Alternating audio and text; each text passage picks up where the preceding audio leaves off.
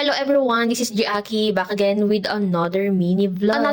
Another chismis naman ang buhay namin ito. Hala, ito na nga yung part 2 ng vlog ko kahapon dito nga sa Tagaytay o Taray. Dahil okay na nga kami sa lobby at binigyan na nga kami ng papel at pinakit na nga din kami sa taas. 16th floor nga pala yung kinuha naming room para naman tanong na tanong mo talaga yung link. Dito pa nga lang sa may pinto talaga naman kinikilig na ako dahil nga sa Facebook ko nga lang ito nakikita. Pero dahil nandito na nga talaga tayo, talaga na napakaganda ng tanawin dito.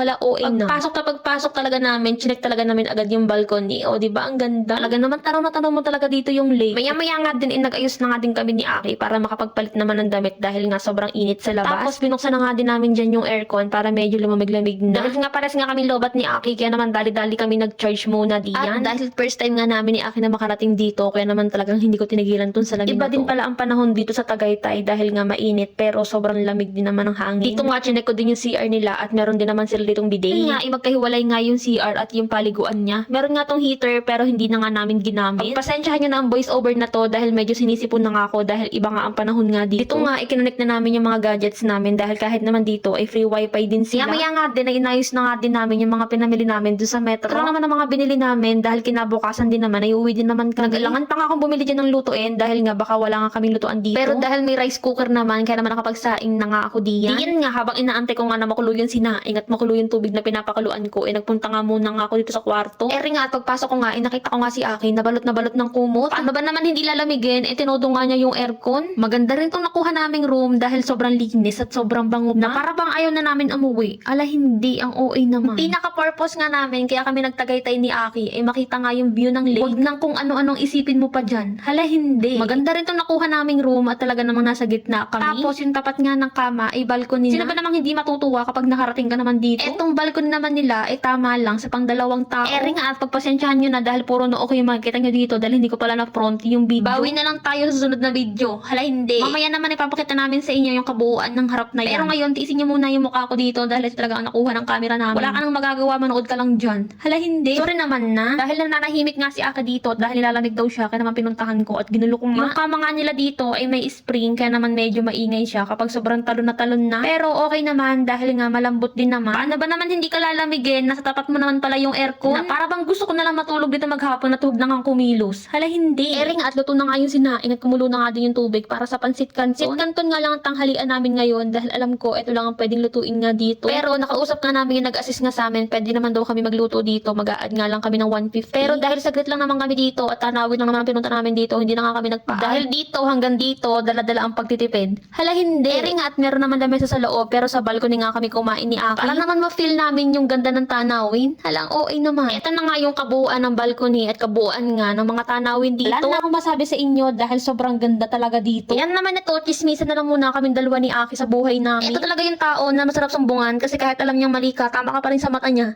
Hala, hindi. Binalikan nga namin ni Aki yung mga nangyari sa amin sa loob ng 11 years. Tawa pa nga ng tawa pa yan siya dyan dahil sabi nga niya noon daw ang payat ko, ngayon mataba na. Hala naman. Kasi walay na tayo. Hala, hindi. Baka naman pwedeng maka-request ulit sa inyo na isang comment lang kung tiga saan kayo at sana nga nakaabot itong aming video ngayon. Ito nga lang, nagpapasalamat na ako sa mga nanonood at mga sumusuporta sa aming pag-vlog. Ala, naiiyak na naman ako. Hala, OA naman. Paano ba yan? Hanggang dito na lang. See you next vlog. Bye!